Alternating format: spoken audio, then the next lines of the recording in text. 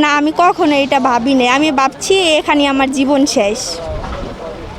আমি এখানে 4 বছর ধরে কাজ করি।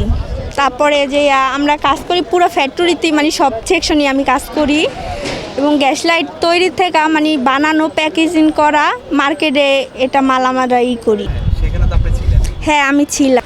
তখন আমার কাছে অনেক খারাপ লাগছে, মানে আগুন দেখে আমার অনেক ভয় করছে।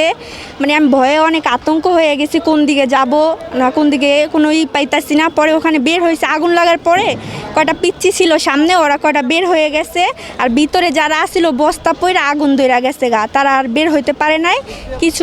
একটা ছেলে বের হয়েছে হাত পুইরা, তারপরে কিছু মানুষ বের হয়েছে। আমরা গেটের সামনে আসছি, দারোয়ান তালা মেরা দিচ্ছে, বলছে কি এই আগুনে কিছু হইব না, তাই তোমরা এখানে দাঁড়াও বা ওই সাইডে যে দাঁড়াও, ওইটা লিপবা যাইব গা। তখন আমাদের বলার পরে আমরা ওই দেওয়াল টপকে আমরা বের হই। আগুনটা প্রিন্টের মেশিন থেকে লাগছে, একটা বডি ফুইটটা তারপরে পুরো ফ্যাক্টরি সরে গেছে, মানে সাথে সাথে 1 মিনিটও লাগে না ব্লাস্ট হইতে। এই যে সামনের রুমে ছিল 15 জন আর বেশি হইব লোক ছিল।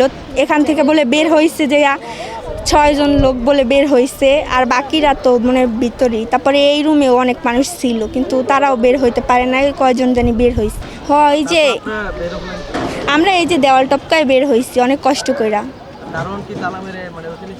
দারোয়ান উইঠা গেছে ছাদের উপরে। হ্যাঁ, তালা মেরে উপরে উঠা গেছে।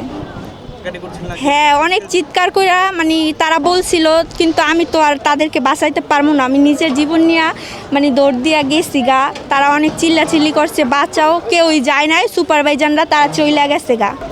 না, আমি কখনো এটা ভাবিনি। আমি ভাবছি এখানে আমার জীবন শেষ।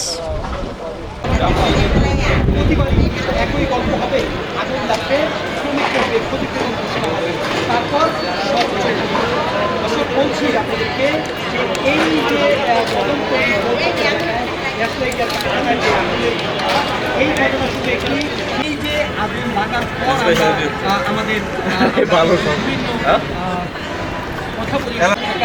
রানীগঞ্জের কতগুলি গ্যাস লাইটের কারখানা